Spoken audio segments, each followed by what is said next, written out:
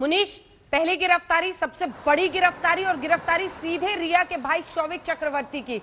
आप कह रहे थे कि रिया के खिलाफ भी एनसीबी के पास पुख्ता सबूत है कि वो भी ड्रग्स लेती थी। इस बाबत क्या जानकारी है? और जो पंकज कह रहे हैं कि शौविक को ये पता था कि अपनी बहन के जरिए वो फिल्म स्टार्स तक पहुंच सकता है और ये कार्टेल वैसे ही आगे बढ़ रहा था।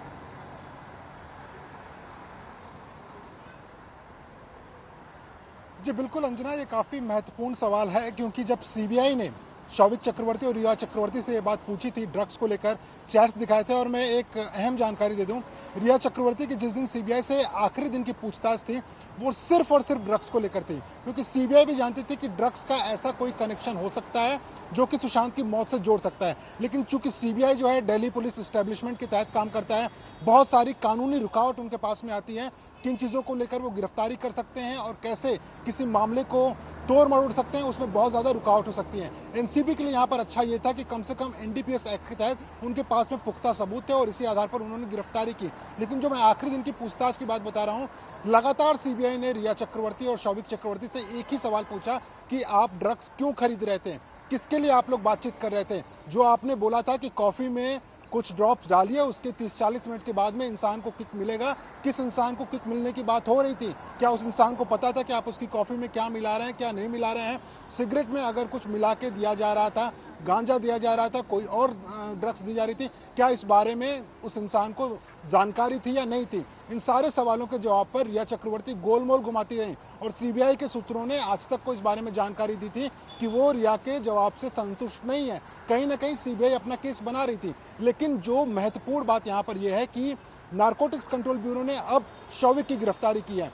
शौविक की गिरफ्तारी में सीबीआई की भी नजर रहेगी, क्योंकि जो एनडीपीएस एक्ट के तहत पूछताछ होगी वो अपने आप में सबूत बन जाता है कोर्ट में। और उस दौरान ये भी पूछताछ होगी कि जब इन्होंने 2019-2020 में ड्रग्स खरीदे हैं तो किससे खरीदने के अलावा किसको दिए गए हैं वो ड्रग्स। अगर शौविक चक्रवर्ती आज ये बोलते हैं कि ये ड्रग्स मैंने सुशांत के लिए खरीद के दिया था, तो इस बात का प्रमाण कैसे दे पाएंगे शौविक चक्रवर्ती कि सुशांत के कहने पर ड्रग्स आया था? जो एजेंसियां हैं उनको तो यही लगेगा कि शौविक या रिया चक्रवर्ती दोनों ही इस बातों को लेकर झूठ बोल रहे हैं, क्योंकि चैट एक ऐसा सबूत है जिसे मिटाया नहीं जा सकता। जैद और बाकी लोग जो इसमें गिरफ्तार हुए हैं उनका जो बयान है अपने आप में वो सबूत बनेगा, उनके बयान को मिटाया नहीं जा सकता। और ये सारे बयान जो हैं अभी के लिए शौविक चक्रवर्ती और रिया चक्रवर्ती पर इशारा कर रहे हैं कि कहीं ना कहीं ड्रग्स से उनका कनेक्शन तो था। और जब पूछताछ होगी तो ज़रूर नारकोटिक्स कंट्रोल ब्यूरो अपने दायरे से बाहर जाकर यह जरूर जानना चाहेगी कि अगर ड्रग्स सुशांत के लिए था तो क्या उनकी परमिशन के साथ में था, क्या उन्होंने किसी को बोला था लाने के लिए? अगर इन बातों का जवाब नहीं दे पाते हैं वो लोग, तो कहीं ना कहीं इस मामले पर सीबीआई की नज़र रहेगी और सीबीआई उस आधार पर आगे की कार्रवाई भी करेगी। और इस वक्त जो शौविक चक्रवर्ती हैं, पूरी रात उनसे पूछताछ चलेगी और मुमकिन है कि कल या परसों में रिया चक्रवर्ती को बुलाकर उनसे पूछताछ की जाएगी। और जो आधार सबूत इस वक्त नारकोटिक्स कंट्रोल ब्यूरो के पास में है, बेहद मुमकिन है, बहुत मुमकिन है कि रिया चक्रवर्ती की कम से कम एनडीपीएस एक्ट के तहत गिरफ्तारी हो जाएगी। मानवी तनेजा हमारे साथ मॉडल इस वक्त जुड़ रही हैं और विक्रम सिंह साहब यूपी के पूर्व डीजीपी भी हमारे साथ जुड़ रहे हैं। विक्रम सिंह साहब, गिरफ्तारी हो गई पहली शौविक ड्रग्स के मामले में। जैसे ही उन्होंने पहले पेडलर्स को पकड़ा, क्योंकि ईडी और सीबीआई के सामने तो मना करते रहे, पेडलर्स को पकड़ा, पेडलर्स राज उगलने लगे और अब गिरफ्तारी हो गई। पहली गिरफ्तारी सीधे रिया के भाई की।